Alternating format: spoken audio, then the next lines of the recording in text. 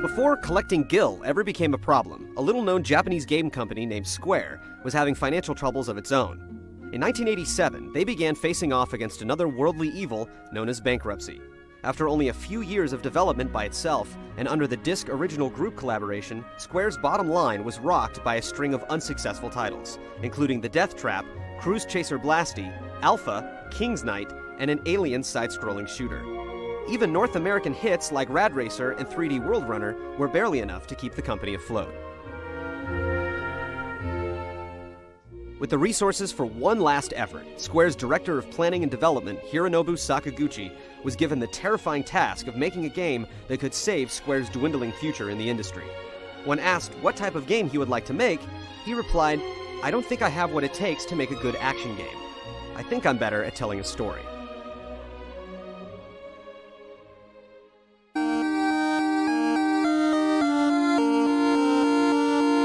Taking cues from other RPGs on the market, from Japanese contemporaries like Dragon Quest and The Legend of Zelda, to stateside influences like Ultima, Sakaguchi dreamt up a video game with an immense world map to explore and an engaging tale to tell.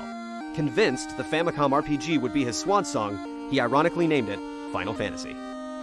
Final Fantasy was released for the Famicom on December 18, 1987, just 2 days before Sega's Phantasy Star. It was directed by Sakaguchi himself, with character designs by rising manga artist Yoshitaka Amano, and music by Nobuo Uematsu, a veteran video game composer who lent to the project his 16th video game score.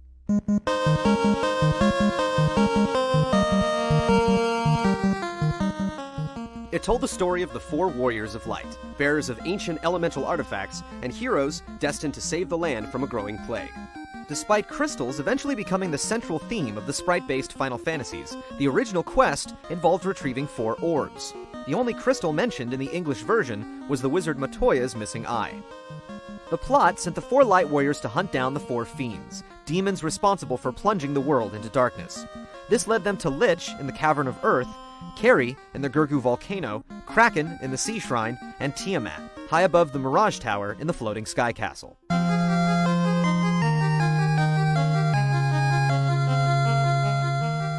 But defeating these enemies only revealed a greater threat. They had collectively created the demon Chaos out of the corpse of Garland, the first boss you faced, and sent it back in time. After your team rewound the clock to face him, you learned that Chaos was the one responsible for sending the 4 fiends into the future, creating a cataclysmic and confusing paradox. Once Chaos was crushed, the world righted itself, and the heroes returned home. The story was epic for its time, but far from the gripping, dramatized narratives the series would eventually become known for. Instead, the focus was more on creating a deep, fulfilling, and highly customizable RPG gaming experience. You could name your characters, but with only 4 spaces available, you were essentially playing out one of 6 different archetypes: White Mage, Black Mage, Red Mage, Thief, Fighter, which later became Warrior, and Black Belt, which later became Monk, allowing for 30 possible group combinations. Your characters battled for money and experience points, powering up to a max level of 50. After a trip through the Castle of Ordeals and a visit to the Dragon King Bahamut, players could graduate their characters to superior jobs, including White Wizard, Black Wizard, Red Wizard, Ninja, Knight, and Master.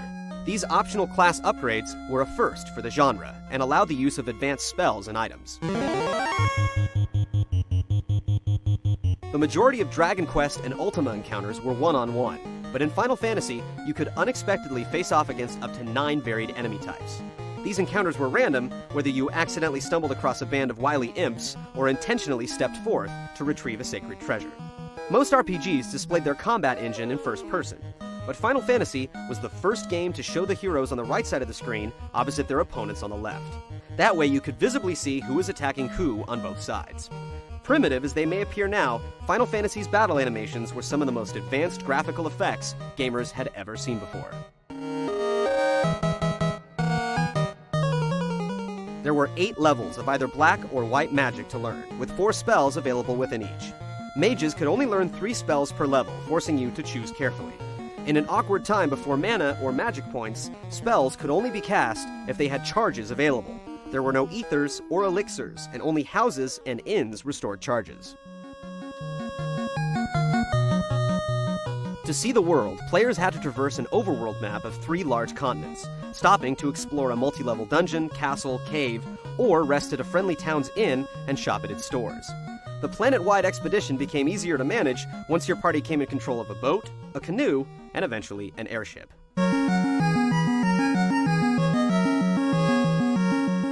The flying machine granted you complete access to the map without random enemy encounters, provided you could find suitable terrain to land on.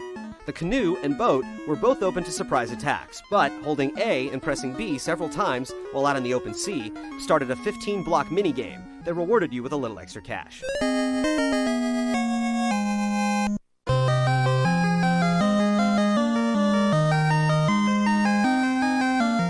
Final Fantasy had an extensive musical score for its day, with almost 20 different tracks playing out over the course of the game.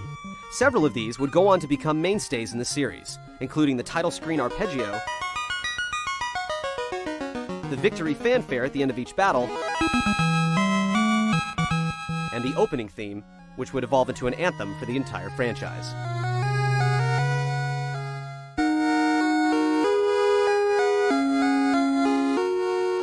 Final Fantasy was not an easy game. You could only save in inns or by using houses, and doing so didn't remove status effects like poison. Fallen allies could only be revived with the White Mage life spell, or by using heart-shaped clinics, which were cross-shaped churches in the Japanese version.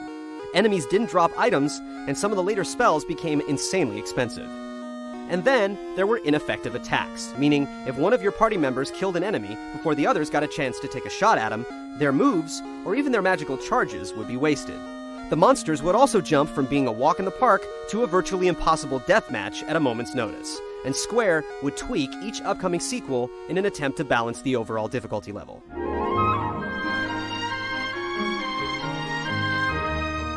Fans were willing to put up with the punishment though, because Final Fantasy became one of the most popular RPGs of the 80s, and one of the most successful titles on the Famicom and Nintendo Entertainment System. It planted a seed that flourished into a lucrative series, one that as of last year had sold more than 68 million units worldwide. Final Fantasy has been repurposed for other consoles at least 7 times, more than any other role-playing game. These include the American port in 1990 and upgrades for the MSX, WonderSwan Color, PlayStation 1, Game Boy Advance, mobile phones in Japan, and last month, the PlayStation Portable, giving credence to Sakaguchi's crew that their fantasy was anything but final.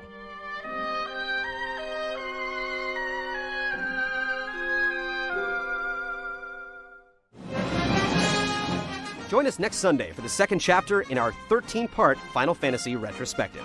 In Part 2, we'll begin our journey down an unbelievably long list of RPG titles, starting with the 2 immediate sequels that wouldn't cross the Pacific until after the end of the century.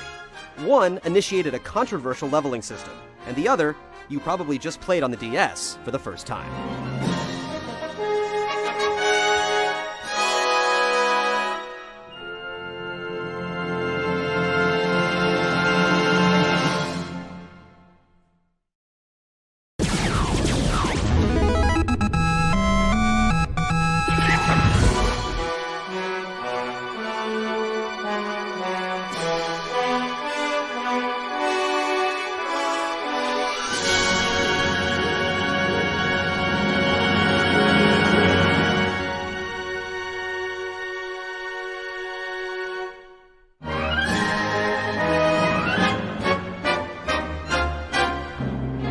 The growing popularity of the first Final Fantasy helped the originally unscheduled second installment arrive on Japanese store shelves 364 days later.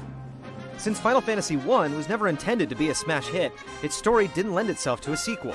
Because of this, Square felt the freedom to take numerous aspects of the first game in a completely new direction.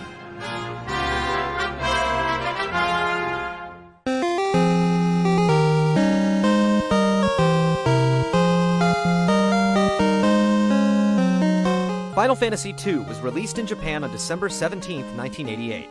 Sakaguchi, Amano, and Uematsu were back on board for the sequel, as well as several members from the original development team. The story began with 4 youngsters fleeing the forces of the Emperor of Palamecia, who had attacked their hometown of Fynn and killed their parents. While there was no prophecy that said they were destined to destroy evil and save their world, the heroes eventually became a humble warrior, a cautious mage, a simple-minded monk, and a morally conflicted Dark Knight. But unlike Final Fantasy I, there was no opportunity to upgrade these classes. For the first time, they were ingrained into their characters. They also didn't level up like their predecessors. Instead, the individual attributes of each character leveled up, including hit points, magic power, stamina, strength, spirit, agility, intelligence, and evasion. These categories would grow stronger the more they were used or needed, and the same was true for weapons and spells. Focusing on a character's melee or magical abilities would cause the opposite to be adversely affected, forcing players to choose one or the other. This new system was designed to create a more realistic progression formula based on cause and effect, and give the player more control over what type of weapon or brand of magic they wanted to increase in power. However, it opened up several opportunities to cheat the system and build up your characters much faster than intended. When you canceled the command you previously assigned to one of your battling sprites, the performance enhancement would still be registered. And just because you got more hit points for getting hit by the enemy, that didn't mean that your own party members couldn't fulfill that role as well. Careful and patient players could level up their party significantly in just one battle, by attacking one another or reissuing multiple commands. The walls that blocked your party from the on-screen enemies came crumbling down to create a wide-open combat window with all the necessary information at the bottom. This housed current and max HP, which could now be raised well over 999 points.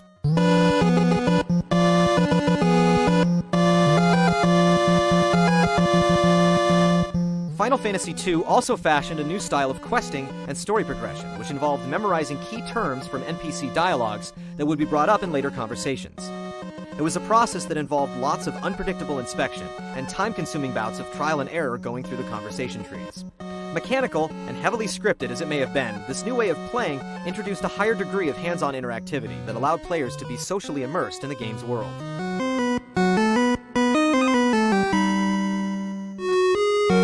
The fresh but flawed experience method and question-answer plot progression were just two of many additions to the sequel.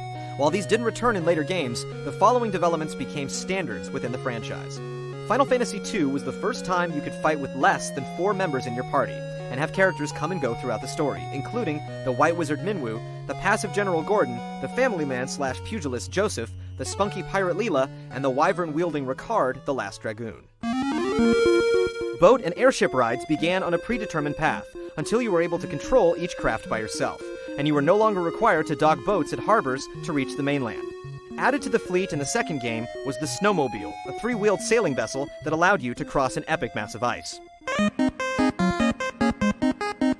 If they were lucky enough, players could stumble upon a stable hidden in a forest, housing a familiar Final Fantasy staple, the Chocobo.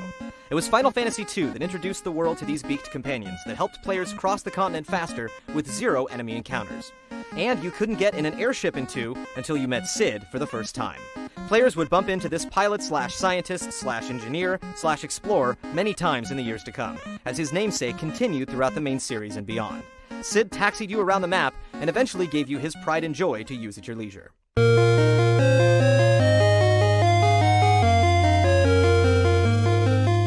Final Fantasy II's story was much more involved than the tale that was told before it. The characters had preset relationships, and several heroes passed on or blinked away, sacrificing themselves for the greater good. In total, 6 good guys died before the story was over. The plot strangely mirrored that of Star Wars Episode IV, involving young heroes joining a rebellion. The Empire imposed its will using a giant metal ship, with a distraught princess tucked inside. Final Fantasy II almost made its way to the States in 1990 under the subtitle Dark Shadow over Palakia, but it was cancelled due to development time and the release of the Super Nintendo. US audiences would have to wait until 2003 to play Final Fantasy II when it was reinvented, along with its predecessor, for consoles, handhelds, and mobile phones around the world.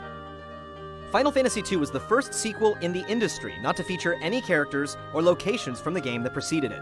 It turned the unexpected RPG series into a bona fide franchise, and left Japanese gamers waiting for 16 months to play the next sequel. American gamers didn't get to play it until last year.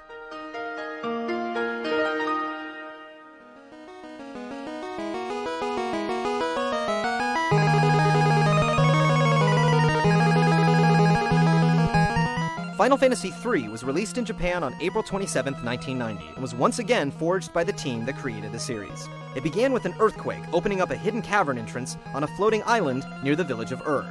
4 orphaned youngsters disguised as Onion Knights left their guardian in search of the Altar Cave. Within it, they discovered the Wind Crystal. The crystal bestowed upon them jobs, a Final Fantasy tradition. Instead of choosing one class or having the story do it for you, FF3 let you switch between multiple professions, including newcomers Archer, Scholar, Geomancer, Viking, Magic Knight, Bard, and Sage. All carried specific weapons and armor, and more were unlocked when each new crystal was found.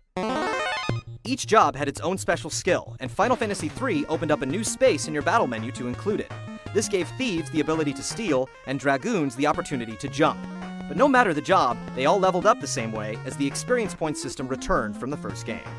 2 of the more significant new jobs were Conjurer and Summoner. Both of them were able to bring forth magical beings for the first time in the series. These summons, like Odin, Ramu, Shiva, Ifrit, Titan, and Leviathan, could be purchased in stores or obtained by defeating the powerful creatures themselves. They played no role in the actual storyline, but their additional firepower was definitely welcome. Just as the second chapter introduced chocobos, the third forced you to meet Moogles, cute, fuzzy little bat-winged bear monsters that guarded the reclusive wizard Doga. The Moogle would become a series staple, selling you magic, fighting alongside your party, and keeping your online house in order. To lighten up the early game's inventory limitations, 3 fed their bird runners a little too much grain and produced fat chocobos, plump creatures that could swallow items and transport heavy loads across the map. A submarine and several new types of airships were introduced in 3, including the Nautilus, Enterprise, and the Invincible, a warship that could be explored like a castle, complete with shops and private quarters. Cid helped you tour the skies once again, and even followed your party around for a while once you freed him from the ghost town of Kazis. The forgetful warrior Desh hitched up with your crew after he gave you mini-magic, the ability to shrink your entire party and enter several mouse-sized areas.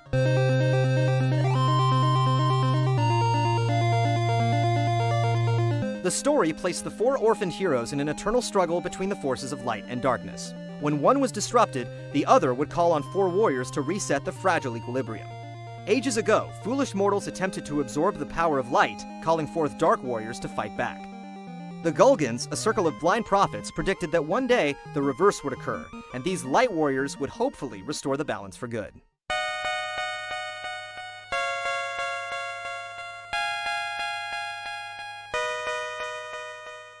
These events came to pass thanks to a spiteful mage named Zand, a pupil of the wizard Noah, and a sentient being called the Cloud of Darkness, a hive mind of evil that aimed to tip the world off kilter while an unstoppable void consumed it. Final Fantasy III was unfortunately shadowed by the release of 6 in America 4 years later. The 6th installment was renamed 3 as it was the 3rd Final Fantasy released in the US. This almost erased all knowledge in the States of the 3rd Famicom game, and meant we wouldn't get our hands on it until it was ported to the Nintendo DS 16 years later.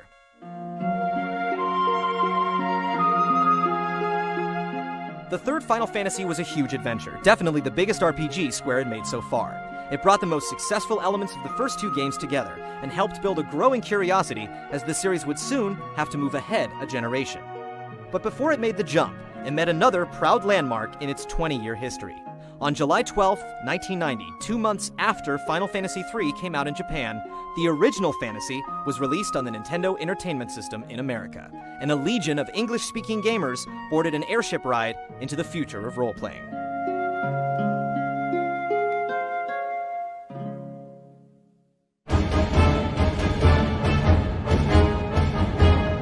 Join us next week for the 3rd installment in our 13-part Final Fantasy retrospective. In Part 3, we'll continue on to the next 2 games in the series that premiered the active time battle system and ability points, and began an unforgettable 16-bit trilogy on the Super Famicom.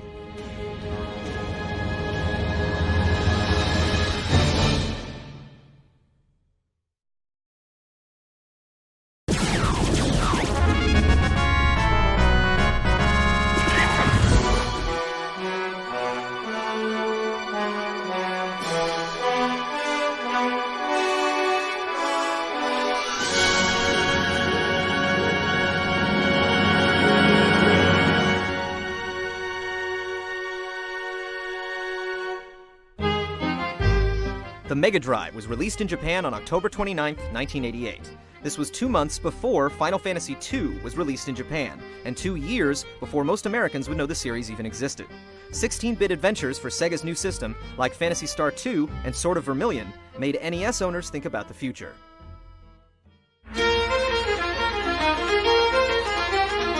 The Super Famicom didn't arrive in Japan until November 11, 1990. It handled thousands of colors, dozens of sprites on screen, and 8 channels of sampled sound in full stereo. Backgrounds came to life thanks to Mode 7, which allowed layers to be scaled and rotated. It also supported 4 megabyte storage units, so anyone inclined to make a role-playing game with this technology could potentially squeeze 40 to 50 hours of gameplay into one plastic cartridge.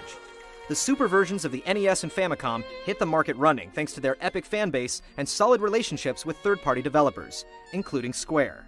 A fourth fantasy was inevitable.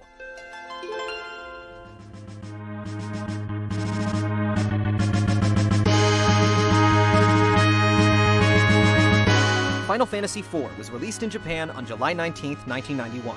For the first time, it also came out in America the same year. It was renamed Final Fantasy II in the States, and with most US gamers absent-mindedly skipping over 2 entries in the franchise, it was considered a phenomenal leap forward. 4 was once again directed by Sakaguchi, designed by Amano, and composed by Uematsu. Final Fantasy IV had a unique protagonist, straying from the series' tendency to place massive burdens on heroes with little to no combat experience. 4's heavily conflicted leading man was Cecil, a Dark Knight of the Kingdom of Baron and commander of the monarchy's airship fleet called the Red Wings. After questioning the king's request to attack innocent people in the search of 4 crystals, Cecil was stripped of his rank and forced to reevaluate his ambitions. He was aided on his path of redemption by his dragoon companion Kain, his white mage lover Rosa, the lost summoner Rydia, and many others.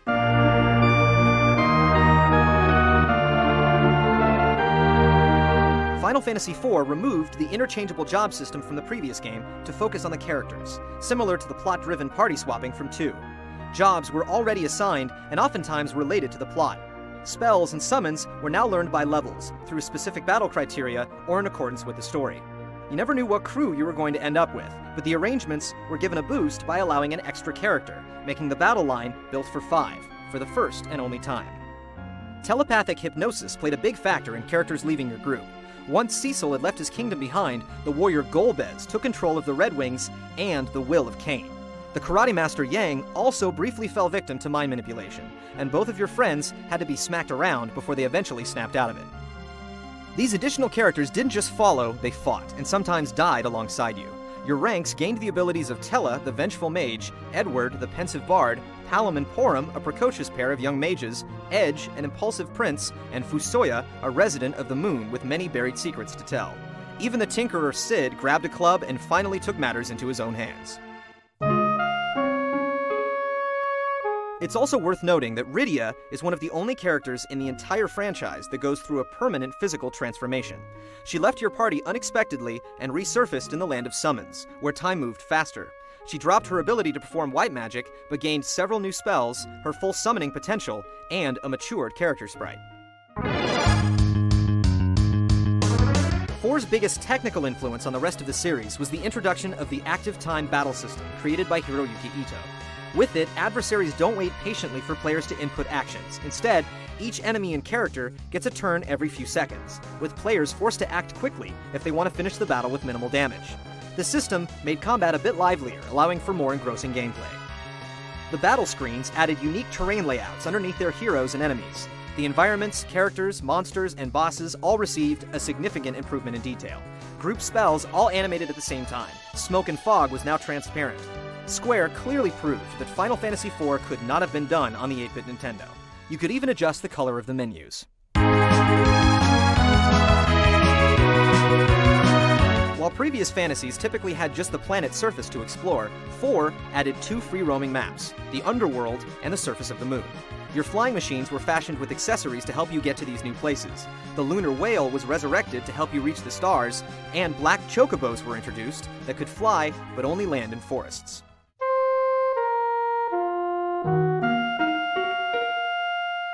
All of Nobuo Uematsu's scores have been exceptional for their era, but Final Fantasy IV was the first noticeable example of the melodic subtleties and enduring themes that his work has gradually become famous for. Theme of Love has been taught to Japanese school children as part of their curriculum. The tracks from 4 have appeared on several compilation albums and have been performed live by numerous orchestras and metal bands. The story in 4 rekindled the 4-tier elemental structure and even referred to the monsters as fiends. Mylon, Kainazo, Valvalis, and Rubicant weren't the original names, but their inclusion was a nod to the first game.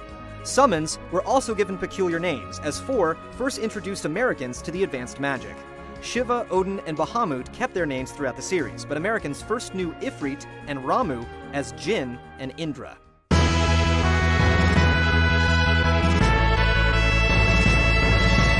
One of the towns in 4 began a Final Fantasy tradition of names reappearing in later games, as Mysidia, originally from Final Fantasy II, returns as a homey mage village.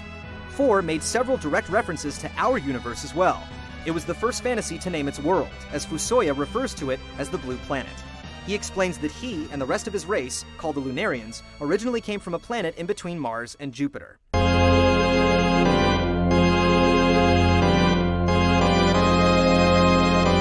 Fusoya also revealed that Golbez was not their ultimate enemy, as he was also being brainwashed by another Lunarian named Zemus.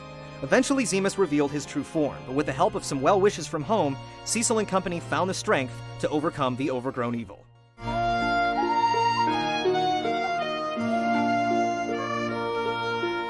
IV was the first Final Fantasy and one of the first RPGs to have multiple characters with their own deep, intertwining stories and affecting relationships.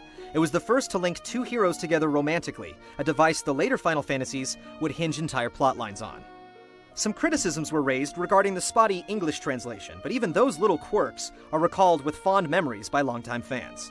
The script and the graphics would be continually revised as 4 was ported to the PlayStation, WonderSwan Color, and Game Boy Advance, and it's scheduled to be released in 3D on the Nintendo DS sometime before the end of 2007.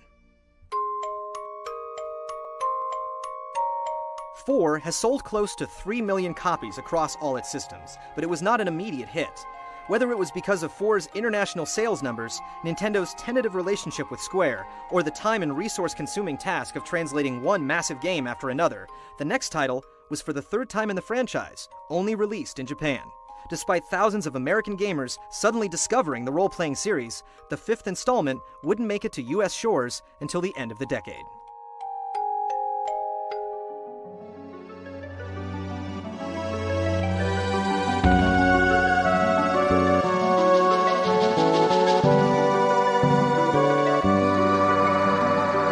Final Fantasy V was released on December 6, 1992. The now infamous creative team returned for the 5th time, and Tetsuya Nomura was added to the group as a monster designer. Nomura would go on to design the characters for 7, 8, 10, 10-2, and direct Advent Children. 5's opening broke the mold by having the 4 main characters meet each other for the very first time. Born to be a wanderer, the hero Bartz sees a meteor fall while camping out with his chocobo, Boko, and the two run to the site of the crash. There, they met Lena, the Princess of Tycoon, and Galef, one of the oldest central characters in any Final Fantasy, whose memory was recently knocked out of his mind. Crystals returned as the core theme of the story, but this time they directly affected the world around them, other than just threatening to destroy it. When the wind crystal shattered, the wind stopped blowing, making it nearly impossible to travel by sea, and so on. The quest set you in search of the whereabouts of King Tycoon, the identity of Galef, and the evil behind it all. 5 returned to the multiple job structure from 3, but with a new refined system, also created by Hiroyuki Ito. Ability points were gained once you received your first handful of jobs, so you leveled your jobs and characters separately. When each new level was reached, you got a new ability, and you could then assign one as a sub-ability to another job. This was the series' first attempt at multi-classing. The brand new classes including Blue Mage, Berserker, Sorcerer, Time Mage, Trainer, Samurai, Dancer, Chemist, and Mime created even more advanced abilities that would reappear in the sequels to come. Blue Mages brought their enemy skill-based power to the party.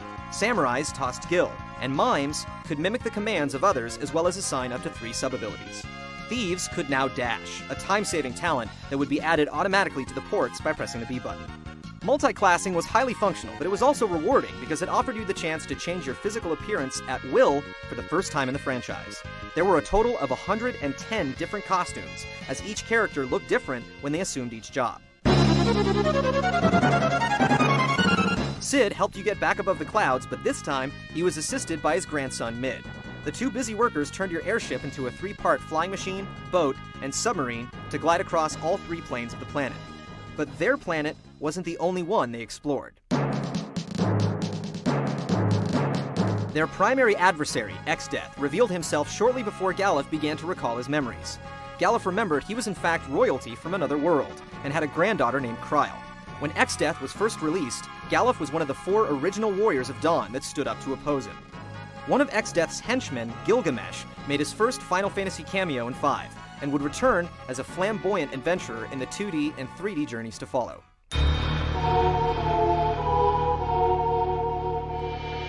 Exdeath's aim was to harness a void locked inside the rift between the 2 worlds that was created when they were magically ripped apart.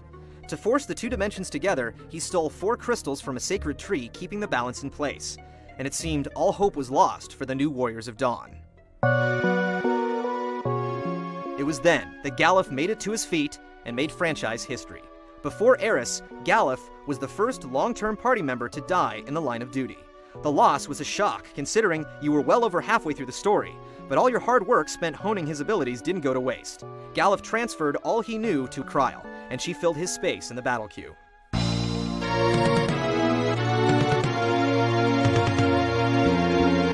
A visit to the Turtle Sage Guild revealed the existence of 12 legendary weapons, sacred items destined for the jobs they were created for. With these tools in tow, the newly assembled foursome crossed into the rift and faced Exdeath right as he merged with the void itself. For the first time, there were multiple endings triggered by whoever was or wasn't standing in your party when Exdeath's final form was defeated.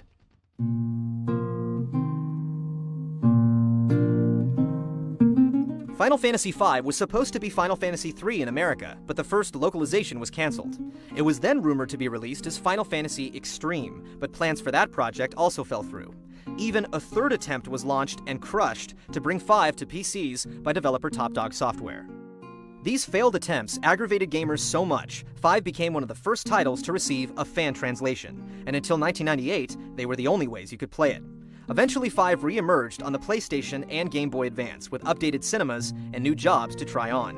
It was then that American gamers could finally experience the intricate job system that would leave undeniable traces on the rest of the franchise.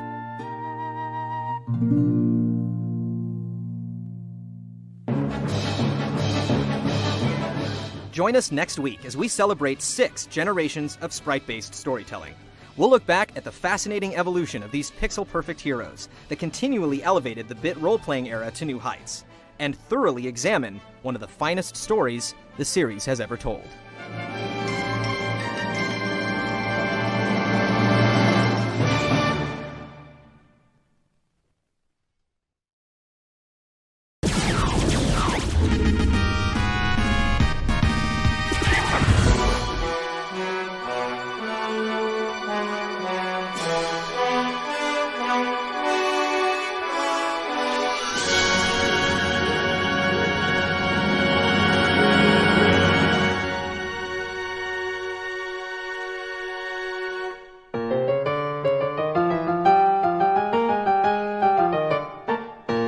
How do you animate something 26 pixels tall?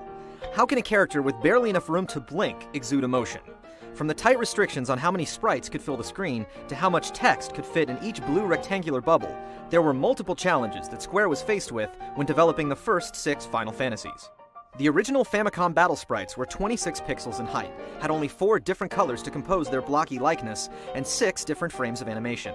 The Super Famicom characters were a few pixels smaller, but flaunted 11 different colors that drastically improved their individual wardrobe options, and performed up to 40 unique frames of animation, conveying feelings of sadness, anger, doubt, surprise, and joy.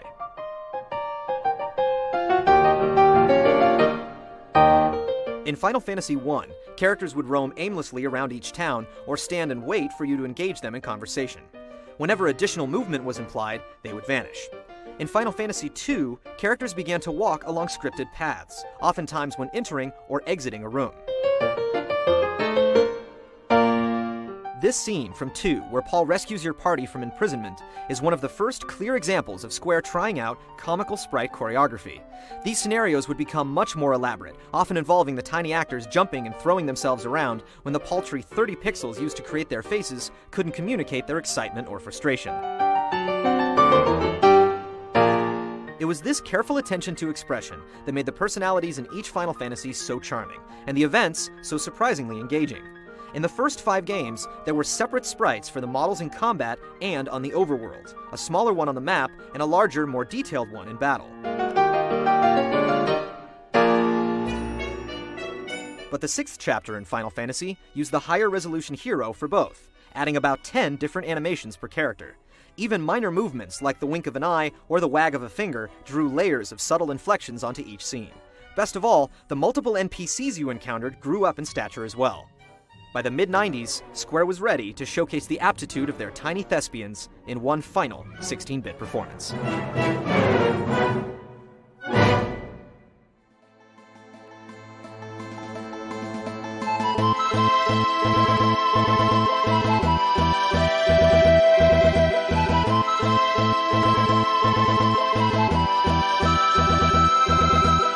Final Fantasy VI was released in Japan on April 2, 1994, and in America the following October. It showed up in the States as Final Fantasy III, and was the last title to be renumbered as it crossed shores. Yoshitaka Amano continued his work as the series' character designer, and Nobuo Uematsu wrote his most extensive score yet for the 6th installment. For the first time, Hironobu Sakaguchi did not direct, but produced the game and developed the concept. His former duties were split between series innovator Hiroyuki Ito and designer and writer Yoshinori Kitase. Kitase had worked with Squaresoft on Romancing Saga and the Final Fantasy Adventure for the Game Boy, but 6 was his directorial debut. He would go on to direct Chrono Trigger, Final Fantasy VII, and Final Fantasy VIII. 6 opened with an unnamed soldier who is still the only focal female protagonist to begin a Final Fantasy game. Her name was Terra, and that was about all she could remember. Hunted by yet another oppressive tyrannical government and possessing forbidden magical powers she could not comprehend, Terra sought refuge with the Returners, a renegade group secretly gathering their forces for an attack against Emperor Gestal. 1,000 years prior, a conflict called the War of the Magi almost destroyed the world, and society struggled to regain technology. The fight began when humans were tempted to harness the power of mystical beings called Espers, and it appeared the Empire was after the same goal, moving dangerously close to repeating another senseless and deadly mistake. Espers were the first names clearly bestowed upon summons, and a third ingenious system created by Hiroyuki Ito. Humans could only learn their power when the beasts expired into crystallized forms called magicite. Similar to the ability points from 5, winning battles in 6 awarded characters with magic points. When an Esper was assigned to one of your characters, these points would be added to the spells that Esper could teach you, and you would learn them at the percentage rate indicated. Some taught spells faster than others, and some taught just one exclusively. This meant that anyone could learn any spell, and use them at any time. The Empire's savage lust for the Esper's power, which forced the creatures into exile, combined with sacrificing their lives to assist you in your journey, gave summons a more important role in the central quest than ever before. The other element that contributed to the epic story was the astounding number of playable characters. 6 didn't let you assign jobs, just as 4 had removed the prior class system to concentrate on a series of elaborate plotlines. While 5 had 22 jobs, 6 eventually offered 14 characters you could swap out any time to create your own party. Occasionally, the story filled in a few necessary spaces for certain scenes, but most of the time, all 4 roles were yours to cast. Your warriors could be customized even further by equipping up to 2 relics, trinkets that awarded various bonuses similar to the sub-abilities from 5. All this party customization made you that much more attached to whoever you chose each time the order opened up.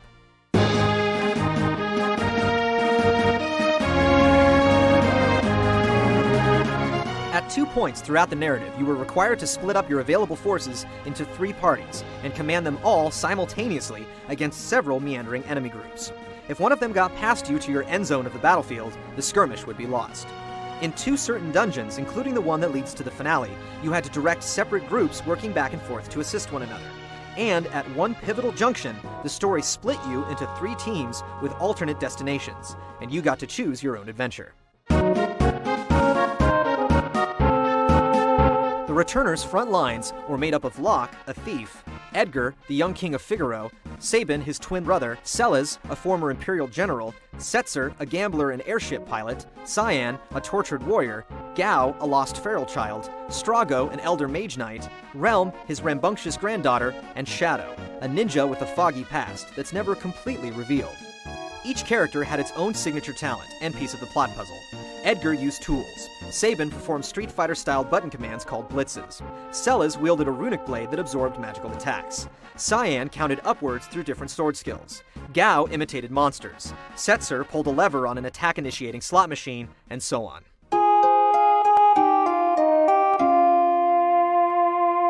At least one segment of the game was devoted to revealing fragments from each of the characters' backstories, and some of them were more thought-provoking and heartbreaking than the events that made up the main mission. The only returners that were primed solely for battle, aside from cameos that would drop in and out of your party, were 3 optional recruits near the end of the game: the Moogle Mog, the Yeti Umaro, and the mysterious mimic Gogo, who also made a shrouded appearance in Final Fantasy V. Cid stayed out of the party in 6, merely helping you when he could. As a scientist in the Empire's Magitech facility, he had nothing to do with airships for the first time.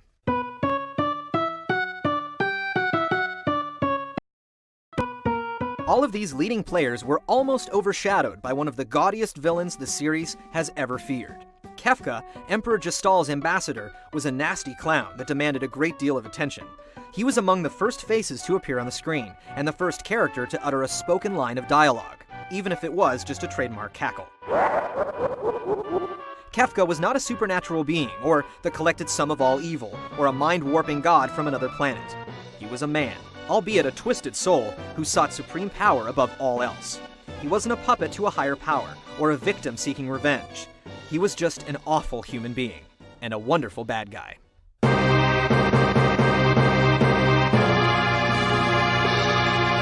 But creating the characters wasn't enough. They acted and animated in ways the series had never attempted before.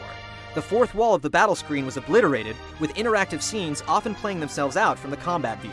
Instances where multiple characters were animated at once were now commonplace, instead of being reserved for towns or major plot moments.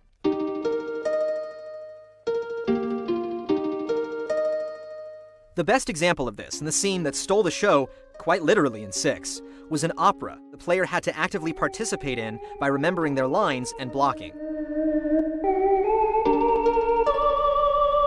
This story within a story within a story shows how elegantly each event played out in 6, and why most of its moments are eternally unforgettable. With Cid working for the Empire, the High Roller Setzer allowed you to borrow the only airship in the world. When that craft crashed and burned, he dug up another that belonged to a lost friend. You could be taxied by boat on occasion, but there were no canoes, snowmobiles, or submarines in 6, just the 2 flying machines. But your point of view while controlling them was drastically different. Instead of being stuck to one altitude and forced to travel in 4 directions, you had 360 degrees of movement, along with the ability to climb and dive through the air. A brand new mini-map in the lower right kept you from getting lost, which was easy to do with the extreme speeds of the new crafts. This new beveled angle was also applied to chocobo runs, which showed your character on bird back from a lowered perspective.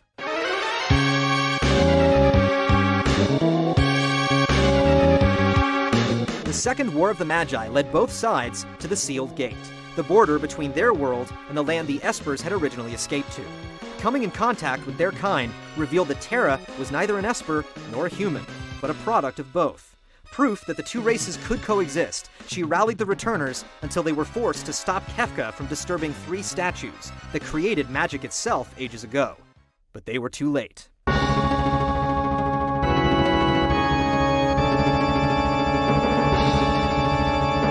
Forced to flee the unnatural floating island, they boarded their airship just in time to see it torn in 2. The entire army was scattered, their fates unknown, and the planet was changed forever.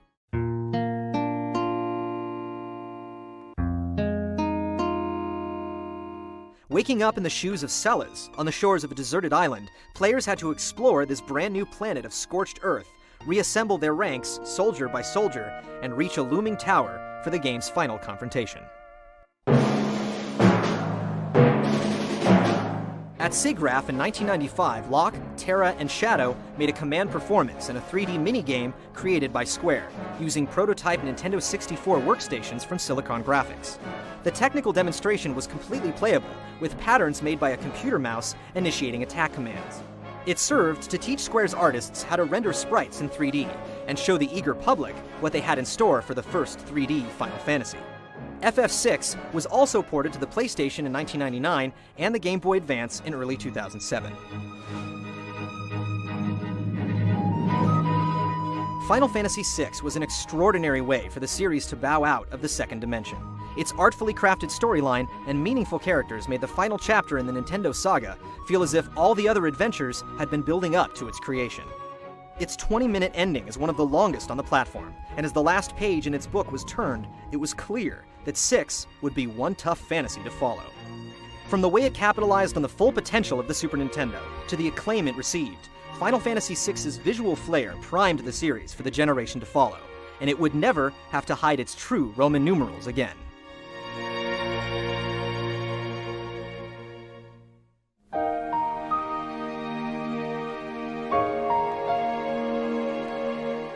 Join us next week when we explore the Final Fantasy game that needs no introduction. It was the first use of full-motion video, a spectacular shift into the third dimension, and one of the most intense role-playing obsessions of all time.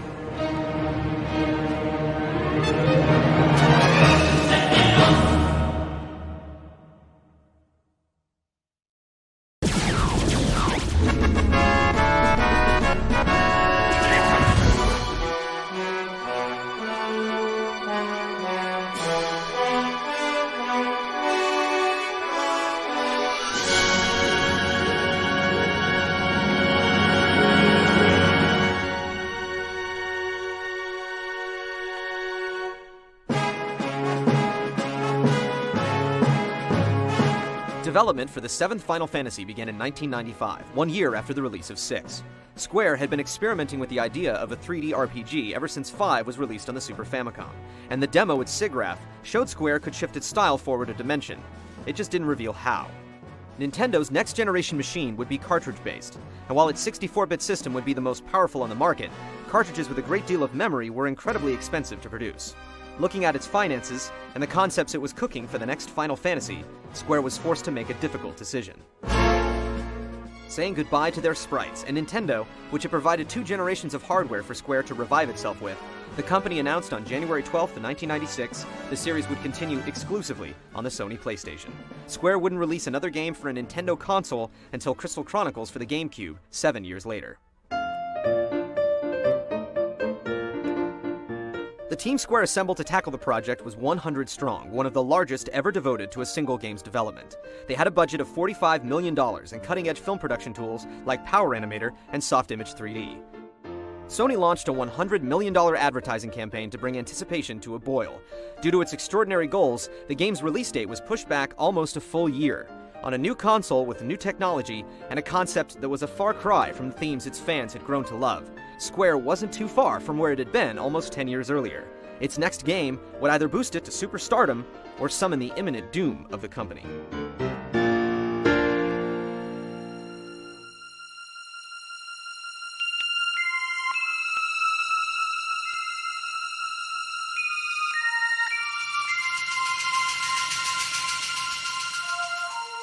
Final Fantasy VII was released in Japan on January 31st, 1997, and American gamers had to go on hearing how amazing it was for another 9 months. Hironobu Sakaguchi remained at the helm, maintaining a lead production role.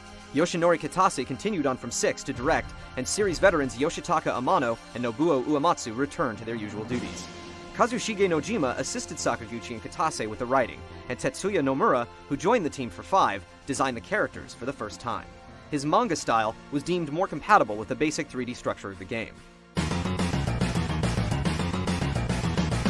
While previous fantasies had you gradually enlist in forces struggling to save the world, 7 rushed you right into battle with a resistance group on a mission to destroy a toxic reactor. The self-absorbed swordsman Cloud Strife initially had little interest in joining the rebels, but if the pay was right, he was willing to hang around.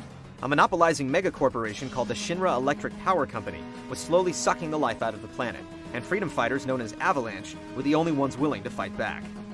As an ex-member of Soldier, Shinra's squad of genetically enhanced elite warriors, Cloud was stuck fighting for the good guys whether he liked it or not. He was asked to sign up by his childhood friend Tifa, and bossed around by its outspoken leader Barrett. The small resistance army would grow to include the wild experiment Red 13, the bubbly thief Yuffie, the feline puppet Kate Sith, the shadowy gunfighter Vincent, and after rescuing her from Shinra headquarters, the spiritually serene Eris.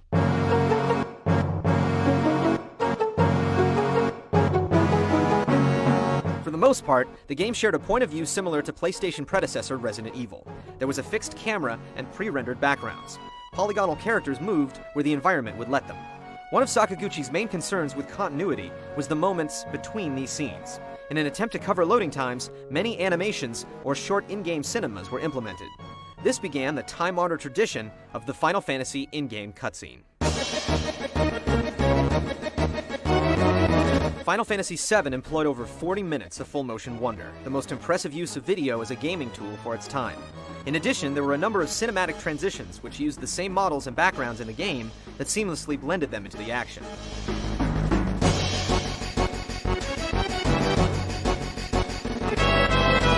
The battle window also gained cinematic enhancements. The camera was almost constantly moving, highlighting magic spells, special abilities, and enemy attacks.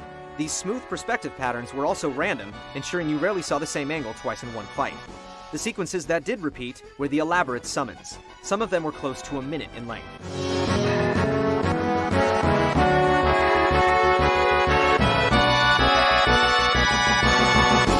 Your party size was cut down to 3, forcing you to simplify your attack strategies. You also only had 3 items to equip in your inventory: a weapon, armor, and an accessory. This appeared quite restrictive at first, until Barrett revealed the game's ability system, called Materia. These colorful orbs were formed out of crystallized Mako, the blood pumping in the planet's veins, called the life stream, and the source of the world's power. Possessing a piece of materia made you spiritually linked to the planet's spirit, and the memories of those who had returned to its source after death. This connection gave you numerous spells and bonuses, similar to espers and relics combined. But you didn't learn these skills, each materia did, and when you swapped their assignments, the experience level traveled with them. Materia leveled on ability points after each battle, and characters got more materia slots as their weapons and armor improved. Job-specific battle behaviors like covering, stealing, and casting spells on multiple targets were now assigned to specific materia. Along with being spiritual power generators, the orbs gave you stat bonuses reflective of their abilities. Like espers, materia also played a major role in the story, as white and black materia became pivotal to the balance of the planet. Black materia cast Meteor, to which the only defense was Holy, which required white materia. Both these spells had made prior appearances in Final Fantasy, but never had they affected the world so significantly. When your party was pushed to the brink, a new bar began flashing next to their active time battle indicator. When they received damage, it filled up, and at its peak, the attack option was replaced with character-specific limit breaks. You couldn't choose from the whole list, though, and had to assign which of the 4 groups to bring into the fray. You could unleash them the second they were earned, or save them for another battle.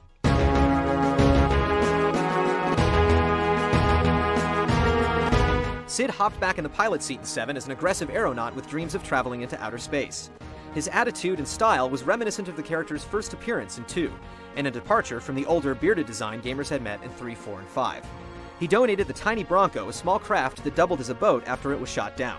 He also welcomed you aboard his Lady Luck, the High Wind, which shared his last name. He took up a lance and aided you in battle for the second time in the series, sharing his pedigree and many abilities with the Dragoon Cane from Final Fantasy IV. Chocobos chirped you across the landscape, but you had to call them by equipping the Chocobo lure materia to bring them into battle. You could then race your newfound pets by entering them in speedways at the Golden Saucer. After you won your first Choco Chase, the manager Dio gave you a land-roving buggy that was open to enemy attacks, but chugged over rivers and deserts. The saucer was like Pleasure Island, with several interactive minigames requiring dexterous button selecting. These time trials also emerged in the story, making pivotal moments tense with the fear of getting one step behind. They also ensured the following games would have an equal amount or more of playful diversions that could absorb your time when you weren't worrying about the end of the world.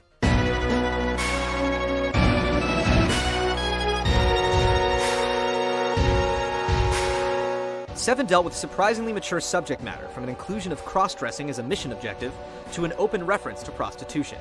Barrett was the first leader bold enough to utter several obscenities, and the only central black character in the entire franchise. It was also the first entry to show blood.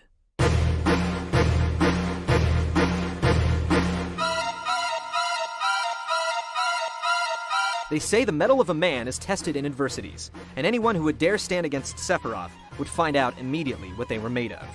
Therefore, it's ironic that Cloud didn't realize who he really was. Sephiroth was the strongest soldier alive, but wouldn't rest until he controlled the planet. He sought to bring Meteor down to the surface, tearing a wound so deep that the life stream would emerge to cleanse it. There, he would join with it, becoming a god with the planet's pulse at his fingertips. Eris also rediscovered her identity as a direct descendant of the Cetra, or Ancients, a race that nearly vanished thousands of years ago. They were run off their homeworld by Genova, a vampiric alien lifeform that crash-landed in a meteor long before anyone could remember. Cloud's feelings were split between Eris and longtime pal Tifa, as the story had two female leads seeking affections for the first time. You could choose who to court and who to ignore, but it wouldn't matter. At GDC in 2004, Steven Spielberg said, "I think the real indicator that games have become a storytelling art form will be when somebody confesses that they cried at level 17. He never played Final Fantasy VII. The grand story in 7 was a compilation of a number of inspirations. With the release of Final Fantasy VI, Sakaguchi was faced with the death of his mother. Wrestling with grief led him to develop a number of the concepts in 7, such as Genova. Further depth was drawn from religious beliefs that center on rebirth, or the cycling of souls back to a great mystical body, most apparent in the Lifestream.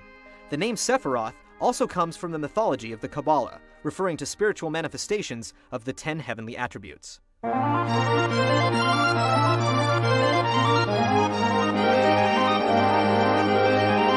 Final Fantasy VII was a marvel of technology and a commanding display of limitless imagination. The only thing that lessened its impact was that, were it not for Ifrit, Shiva, and Chocobo riding Moogles, the game was almost unrecognizable as a Final Fantasy title. The series went from being classically medieval to ambiguously futuristic. Castles became skyscrapers, wyverns became helicopters, minecarts became motorcycles, and bows became machine guns. While fans will eternally debate which Final Fantasy is the best, no one can argue that 7 is the most popular, or the one that left the largest stamp on the industry. It was the first Final Fantasy to be released on the PC. The snowboarding minigame was ported to mobile phones in 2005, and in 1998, Cloud, Tifa, Sephiroth, Yuffie, Vincent, and Zack all appeared as playable combatants in the fighting game Airgee's God Bless the Ring. Their inclusion led many to call the PlayStation release the Final Fantasy Fighter. Shortly after the turn of the century, Nomura and Kitase were approached to create a polymorphic project that could expand one of the Final Fantasy games across multiple mediums, in an effort to prove the franchise was capable of breaking out of its Roman numeral namesake. Kitase immediately suggested 7 as the perfect candidate, because its ending left numerous avenues open for the story to continue. The project was called Compilation of Final Fantasy VII. Its ongoing catalog includes Before Crisis, a prequel to 7 focusing on the Turks, Shinra's version of the CIA. The turn-based adventure storyline follows the Shinra investigators as they fight the precursor to the Avalanche introduced in 7. The mobile phone exclusive series ran for 25 episodes in Japan, and the last entry was released on April 1st, 2006. A PSP game was also introduced called Crisis Core, which stars 7's underappreciated hero Zack, Cloud's savior and Eris's former boyfriend. But the first video game to hit stores under the compilation umbrella came from an unexpected genre, the shooter. Combining a first-person perspective with the back-flipping melee action of Devil May Cry, the last chapter in the saga of Midgar focused on the unfinished business of Vincent Valentine. Dirge of Cerberus was released in Japan on January 26, 2006. Cerberus had Vincent facing off against an army of rogue soldiers called Deep Ground, whose intent was to call forth Omega and end the world. Every living thing eventually returned to the Lifestream, and Omega was the entity that would one day collect all the energy and return it to the stars, leaving the planet as a crumbling rock disintegrating into space. Despite Vincent's obvious ease at using Cerberus and dodging enemy fire with Flare, the gameplay in Dirge was admittedly constrictive. This was apparent due to several changes made to the game before its US release 7 months later. Dirge had a mobile add-on called Lost Episode, released on August 18, 2006.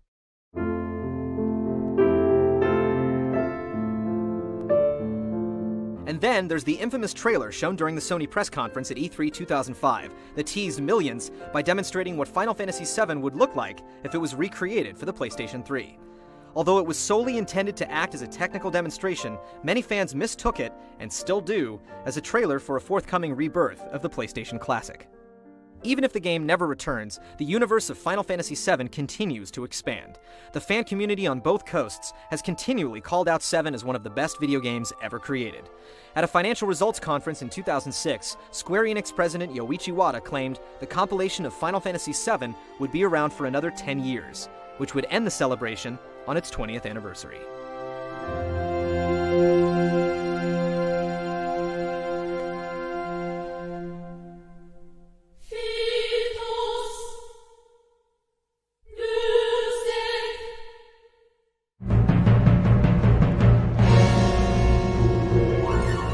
Join us next week for another installment in our 13-part Final Fantasy retrospective.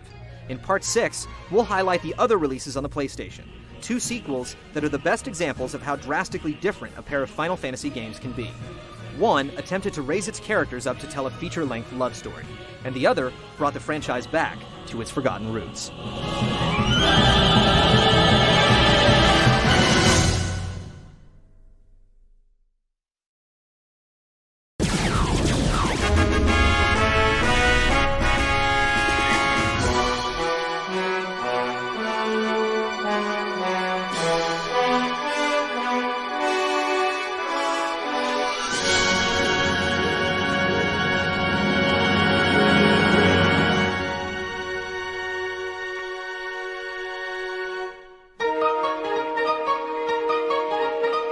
Squaresoft's foray into the CD-based era was a veritable success. Final Fantasy VII shattered sales records on both coasts, selling an astounding 2.3 million copies within 3 days of its Japanese release, and an additional 330,000 later that year in America. For the first time ever, Final Fantasy was a mainstream fixture in the gaming world. VII's departure from the series' signature conventions was originally perceived as risque. The game skated between elements of the past and present with adventurous new changes in system mechanics and story direction. In the end, those very tweaks were paramount to VII's success. When Square knew it had a hit on its hands, the company began production on number 8 the very same year, during VII's localization in the US. The series had to evolve even further, like no other in the franchise.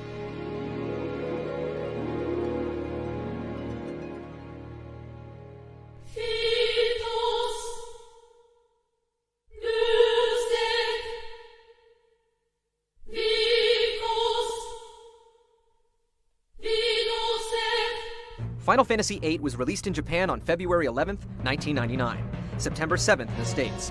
Development had run continuously for nearly 2 years. Sakaguchi graced the project once more as the executive producer, while Kitase, Nomura, and Uematsu reprised their respective roles. The experience that Square gained during the production of 7 bolstered its understanding of the PlayStation hardware's capabilities.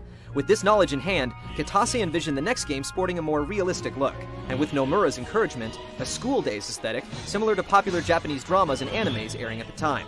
With this came realistically proportioned character models, the first the series had ever seen. And the ballad of Squall Leonhart and Rinoa Hartley.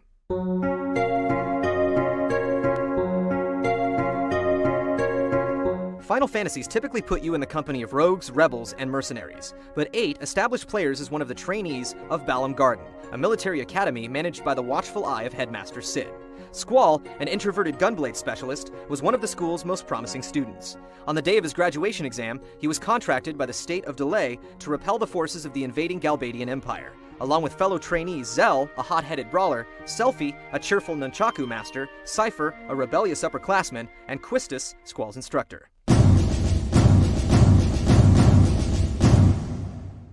Squall's Galbadian encounter was the first of many. He eventually found himself under the commission of Rinoa, the spirited leader of an upstart rebellion group. Together, they become inextricably linked to the fate of Galbadia's leader, Sorceress Adia. A later objective called upon Squall and his unit, headlined by the romantic rifleman Irvine, to assassinate the sorceress. But when the plan goes awry, a plentitude of truths open themselves to Squall, prompting him to abandon all preconceived notions of the mission and his duty.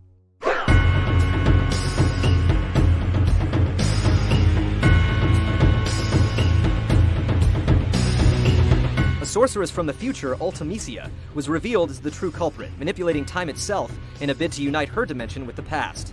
Together with his companions, Squall ventured into the Den of the Lion to restore order to the world and protect the ones dear to his heart.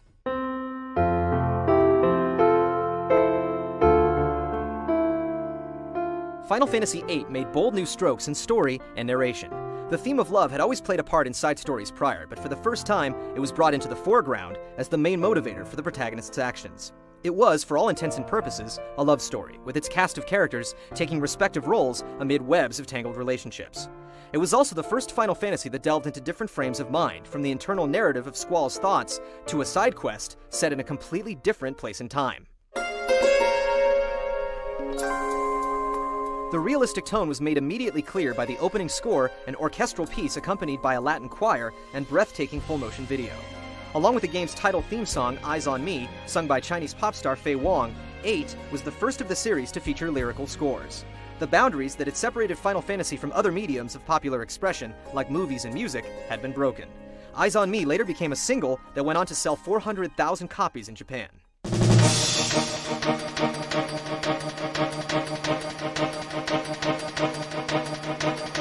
One of Squall's first outings pitted him against the fiery Ifrit, who wasn't known as a summon or Esper, but as a GF, or Guardian Force. When these magical beasts were bested in combat, they became permanent additions to your party that could be equipped.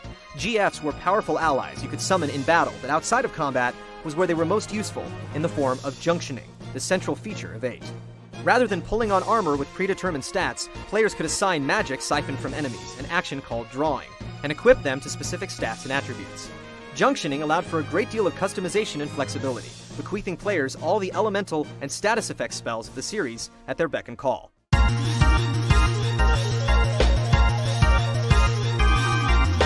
Apart from the radical changes in magic and summons, the combat structure, for the most part, resembled the 3-man active time battles from 7. Each of the characters' limit breaks, however, shed 7's limit bar and returned to the rare desperation moves from Final Fantasy VI. Squall, like Cyan before him, pulled off a series of blade strikes timed by the R1 trigger, while Zell utilized the spiritual successor of Sabin's blitz attacks. Weapons were no longer bought, but upgraded, which took various parts collected in battle and used them in a crafting process. In addition, cars, trains, and shuttles comprised a large number of transportation options, although airships, flying fortresses, and the ubiquitous chocobo also made appearances. The chocobo was also featured in a minigame tie-in using the Pocket Station. The code to power it still exists in the North American release, but the peripheral never made it across the Pacific. One of Final Fantasy VIII's biggest side features was Triple Triad, a robust minigame that took place on a grid with numbered cards. Though not necessary, it was an interesting and rich diversion that awarded players persistent enough to play it. Determined card sharks could net Squall's legendary weapon, the Lionheart, with enough diligence.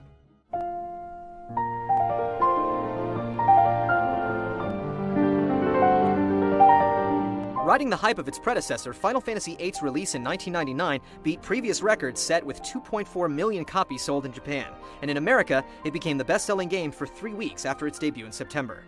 Critically, however, the game was received with mixed reactions. Most players and critics felt that the junctioning system was flawed and needlessly complicated, longing for the user-friendliness of 7's materia. Drawing magic from enemies was also cited as a repetitive task. Conversely, some embraced 8's bold system changes. Its storytelling remains amongst the most compelling the series has seen, and its following is one of the largest across the worldwide fanbase. Many speculated the next game in the series would go above and beyond the modern realism of 8, and into the realm of the future.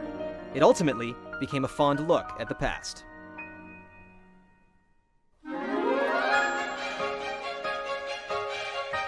As the last Final Fantasy on the original PlayStation, Sakaguchi wanted it to be an adequate reflection on the series thus far. The concept they would end up using wasn't originally intended to be a part of the core franchise. While its early development began alongside 8, the plan was to release the game as an addendum so as not to conflict with the newer futuristic direction the series was heading for. In 1999, it was announced that the yet untitled project would indeed receive a Roman numeral. It was slated to come out in early 2000, but Square's biggest competitor, Enix, had just finished Dragon Quest VII. Square delayed its latest efforts several months to avoid a simultaneous release. They used the time for another marketing push of action figures and Coca-Cola commercials. These showed its next Final Fantasy would be both a striking departure and a faithful homage to the 8 games that preceded it.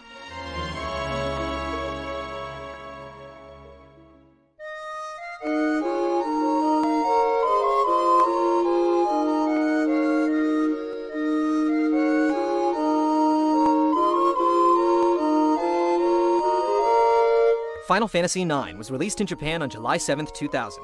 It arrived in America in mid-November. In addition to his production role, Hironobu Sakaguchi returned to the creative staff to help solidify early concepts. He was aided by game producer Shinji Hashimoto. Yoshitaka Amano also returned to the forefront of the team. Nobuo Uematsu composed his 9th continuous score, and in the director's chair was Hiroyuki Ito, responsible for such Final Fantasy pillars as the Job and Active Time Battle Systems and Espers. Almost every aspect of the design in 9 returned to the roots of the series. The plot appeared to follow many common cliches, but it was intended to.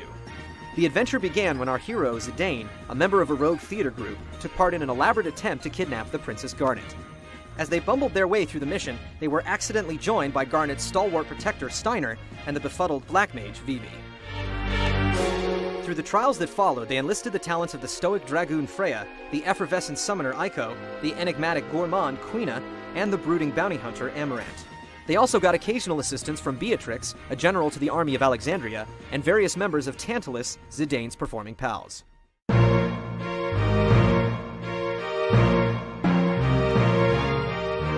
Cid got promoted to a royal position in 9 as the regent and ruler of Lindblum. He appeared to the party in Oglop form after being cursed by his wife Hilda. Cid revealed he was the one who ordered Tantalus to kidnap the princess to protect her from the unexplained actions of her mother, Queen Braun. Meteor helped the party board the Blue Narcissus when both of their airships barely made it back to the ground in one piece. The team took back the skies on Cid's latest invention, the Hildegard III, and even stole the enemy's craft, the Invincible. They also traveled by air trolley and even underground spider in 2 ancient transit systems called the Gargan and Fossil Rue.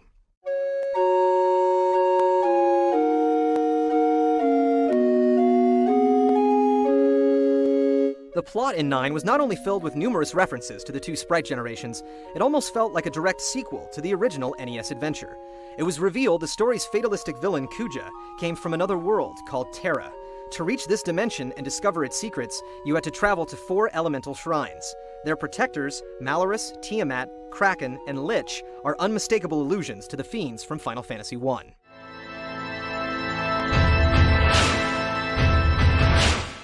Even the time-traveling antagonist from the first game made a comeback, as a Darth Vader-esque Garland was unmasked as the architect of the world's demise. His dreamlike realm was called Pandemonium, which was the Emperor's end zone in Final Fantasy II. Crystals also returned, and their themes were fused with the series' first mention of Gaia as the name of the planet.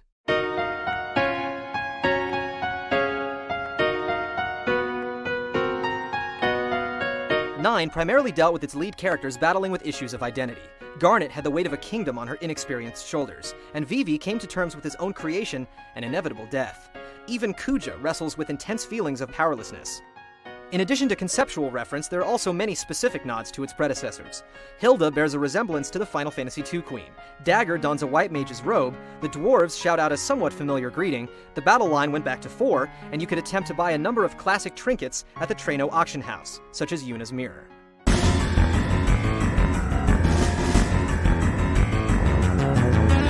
The ability system in 9 was considerably streamlined in comparison to the complexities of 8, and reflected the systems Ito had previously implemented. Much like with Espers, characters in 9 learned their abilities by equipping some sort of item that accrued ability points per battle. Once the skills were learned, the item could be swapped out and the character would still be able to use the ability.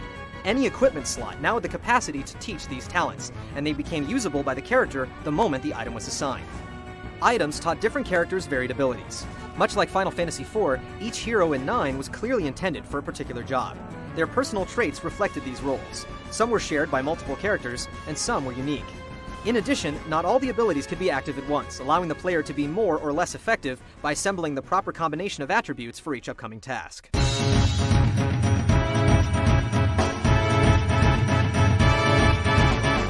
The limit break concept from 7 made a comeback when party members entered trance mode by reaching the end of their damage bar. Zidane was the only warrior who could choose from a list of attacks while tranced, as the others received a brief boost, strengthening their attack power or allowing them to act more than once. Unlike limit breaks, these bonuses couldn't be saved and carried over to another encounter. Summons were dubbed Eidolons in 9, and their callers originated from a lost village, similar to Rydia's hometown in 4.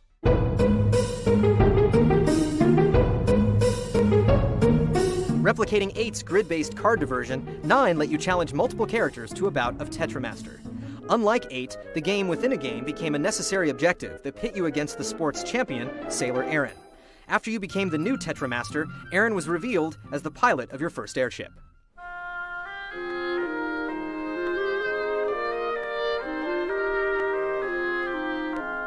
Nine also introduced the Final Fantasy audience to a strange internet support system called Play Online.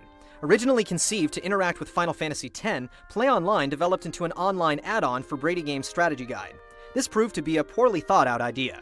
Many fans that purchased it felt cheated because of the lack of printed information.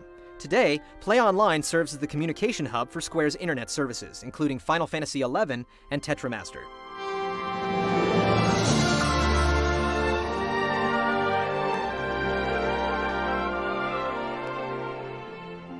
Although 9 received critical acclaim, it was faced with mixed feelings from fans. While elder players looked upon it with warm nostalgia, the younger set simply didn't get it. Nevertheless, Sakaguchi has stated several times that Final Fantasy IX is his personal favorite.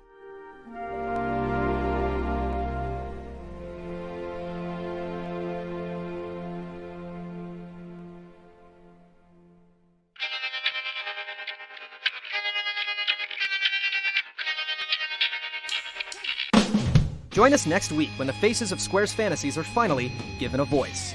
You understand me? And the only direct console sequel in the franchise makes its mark.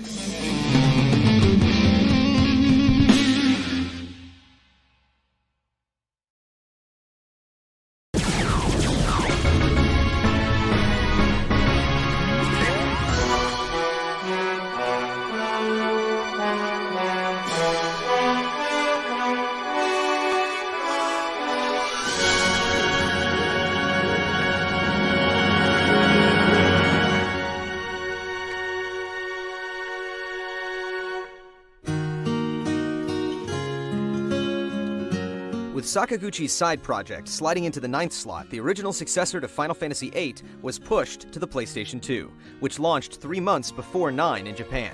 Eager to take full advantage of improved technology, Square spent $32 million on its next project, assembling the talents of over 100 writers, coders, and artists. Most of the earlier fantasies focused on a European style of architecture and topography, with 7 and 8 weaving in elements of modern technology and Japanese steampunk. When growing its new world, Square sought influence from the islands of Southeast Asia, specifically near the regions of Thailand and the South Pacific. Water would play a dominant role in the setting and story of Spira, a sun-drenched paradise with beauty gamers had never experienced.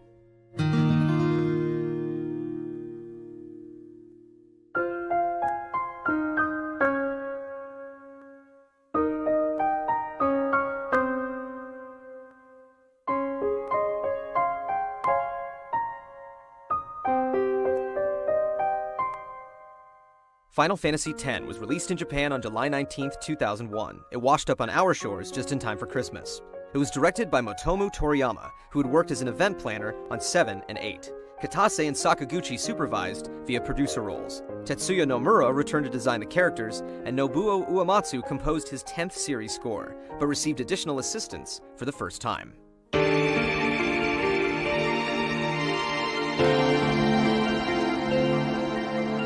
The story began and ended in Zanarkand, a tropic metropolis unaware of its imminent destruction. Titus, a professional blitzball athlete, was barely saved from the massacre by his mentor, Auron. The two warped to the world of Spira, where Titus learned the city he called home had been destroyed 1,000 years earlier. His quest for answers led him to discover an ancient pilgrimage that would shake the ground of his very existence. This fish-out-of-water tale was unconventional for the franchise. As an outsider, Titus learned everything that was known about Spira directly, without any need for creative exposition. The story also stood out by establishing a clear geographic endpoint fairly early on in the narrative, unfolding its secrets as you trekked along the path toward its unavoidable conclusion.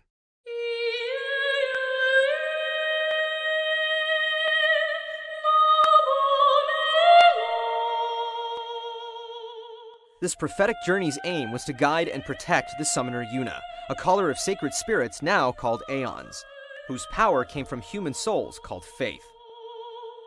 Yuna's multiple guardians included Waka, a beach-bound blitzball captain, Kimari, a Ronso outcast of few words, Lulu, an unforgiving black mage, and Riku, a spunky teenage thief who was Titus's first contact with Inspira. The in-game character models were pleasantly detailed, with facial expressions their predecessors only dreamed of. But their colorful attitudes were defined by another franchise breakthrough: Quiet! voice acting. You have profaned and subverted a 1,000-year-old tradition. Do you realize what you've done? Their dialogue was penned by Kazushige Nojima, who also wrote Final Fantasy VII and VIII. Not every line was spoken, as subtitles were used for minor non-playable characters, but the central heroes and villains were all cast with both English and Japanese voice actors, bringing their vocal cords to life. The inclusion created numerous development hiccups, such as characters' lips mouthing one language but speaking another. Take your time. But the addition was an ambitious and crucial step forward.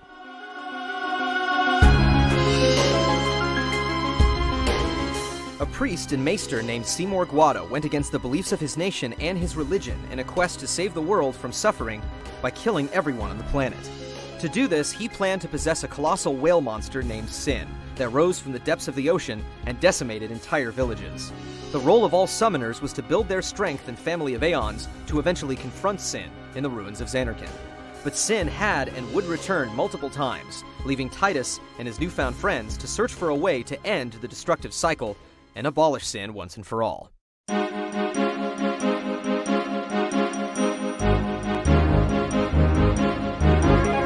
Cid appeared as Riku's father and the leader of the Albed, a roguish lower-class race. He gave the party access to the Fahrenheit, only there was no free flying in 10. For the first time, the overworld that had become a series standard vanished, leaving one continuous world map to pass through. While many missed running across open plains and rocketing their ships over oceans and mountains, the alternate perspective needed to disappear so developers could replace another last-generation trick: pre-rendered backgrounds. Every outdoor environment in Final Fantasy X was rendered in real-time 3D, making the gorgeous surroundings stunningly tangible. You had no camera control, but the view would glide along with your movements in numerous directions. Fights were still random while traveling, but many boss encounters began with a flashy transition that blended the angle from the overworld into the brand new battle window.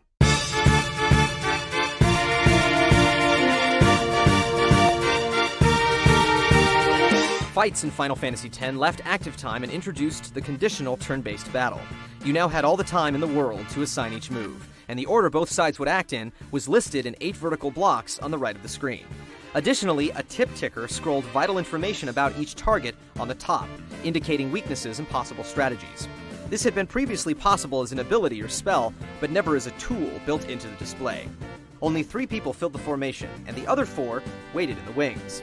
You could pull them in and out at will, and they gained experience based on their involvement in each bout. If you didn't use them, they didn't level. Overdrives were the new limit break. Like before, they became available when a meter reached its full capacity. Their attacks varied per character, and like Final Fantasy VIII, many required brief bits of timed controller inputs, making use of the PS2's dual analog sticks. The big difference in 10 was the ability to adjust the modes of each character's overdrives, specifically identifying the circumstances that caused the meter to fill. Yuna was the only mage who could use summon magic, and instead of her callings tearing up the battlefield and fading away, they joined the party in exchange for the other 2 members. By your side, they drew the enemy's attacks and acted on a list of available abilities. They had a health meter for the first time, and could fall in battle, only to be resummoned for another fight.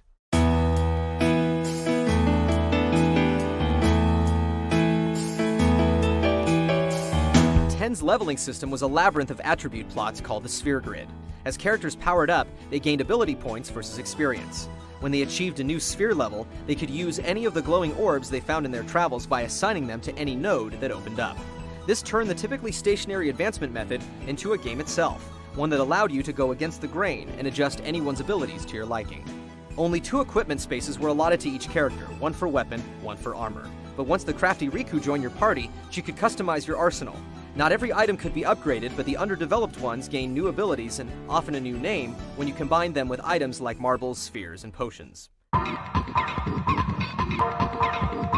The mandatory minigame in 10 was Titus and Wakka's favorite pastime, Blitzball, a form of underwater rugby. After a glimpse of the professional sport in one of the opening movies, you went for the championship with the Besaid Aurochs, a good-hearted crew that had lost their first match in the tournament 10 years running.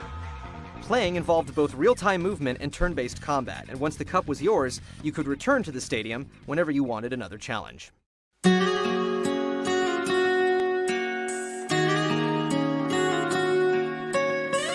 As with many games in the series, Final Fantasy X was adored by some and disliked by others. Fans praised the multifaceted storyline and outstanding graphics. Skeptics detested the flawed sphere system and sometimes unbearable voiceover performances. Well... But rain or shine, few missed out on the series' first installment on Sony's second system. Final Fantasy X sold close to 2 million units in 4 days. It became the first PlayStation 2 game to break that mark, and eventually sold twice that much.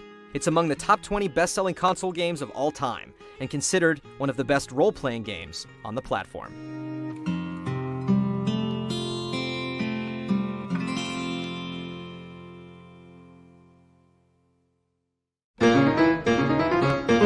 Square seized this profitable opportunity and finally decided to release a direct sequel to a game in the numbered series. Development began in 2002 with essentially the same design staff, only at 1/3 the size. With the majority of locations and character models being reused from the first game, it took half the time to create. All Final Fantasies have a happy ending, giving X-2 the most energetic opening fans had ever seen. What can I do for you?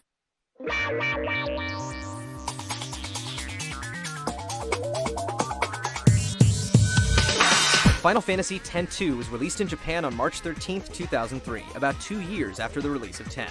It eventually toured America in November.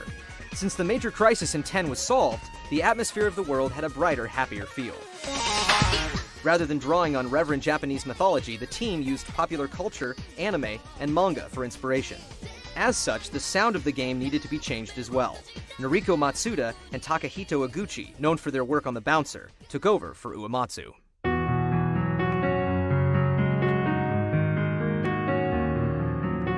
X-2 continued the story 2 years later, focusing on Yuna and the Gullwings, a group of ragtag sphere hunters scoring all kinds of adventure in the new Eternally Calm Spira.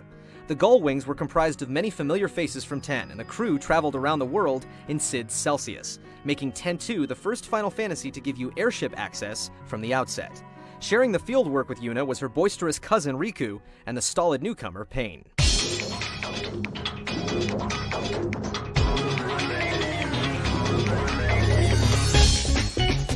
After continually outsmarting their rivals, the LeBlanc Syndicate, Yuna and the girls eventually stumbled across a sphere that contained some startling information. Unsure if the images were real, the Gullwings set off to uncover the truth and hopefully find Yuna's lost love. Along the way, they encountered many old friends, as well as some eccentric new faces. In the 2 years since Sin was defeated, many new groups had risen to power. Among these, the followers of New Yevon had taken back the holy city of Bavel under the judgment of the Praetor Baralai. The Youth League had rallied many familiar troops behind the banner of the mysterious Maven Nuge, and the charismatic Albed entrepreneur Gippel got you started digging in the desert.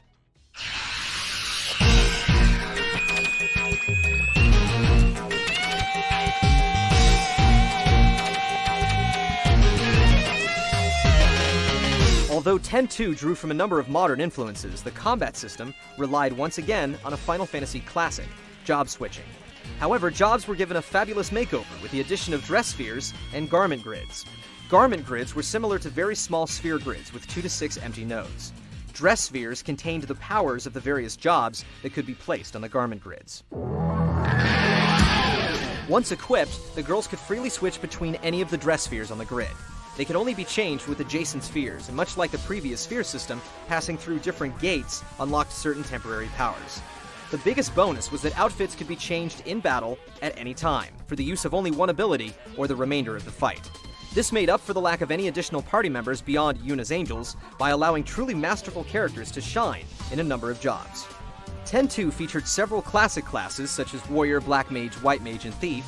It expanded the jobs Dark Knight, Gun Mage, Berserker, and Trainer, and took some liberal departures like Gunner, Songstress, and Lady Luck. Each individual dress sphere earned skills like many other job-based installments with ability points.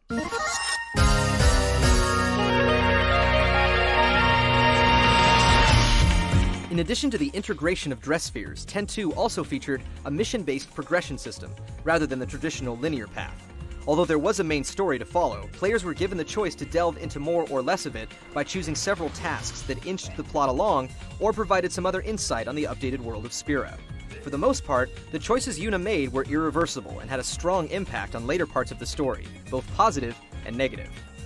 A large percentage of the game itself didn't adhere to the central plotline, which the player may have missed entirely if their focus was only on following the story.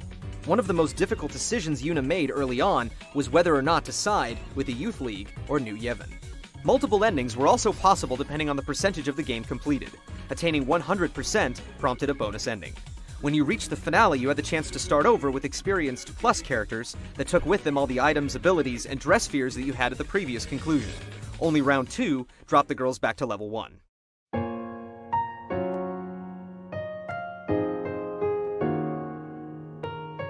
Despite the drastic tonal change, 10-2 still had its share of notables. It was, and is, the only game of the core 3D incarnations that featured job switching, as well as the only game in the entire series that allowed you to swap them completely on the fly. In addition, 10-2 is the only direct console sequel in the franchise that featured faces from the original, as well as an all-female cast of playable characters.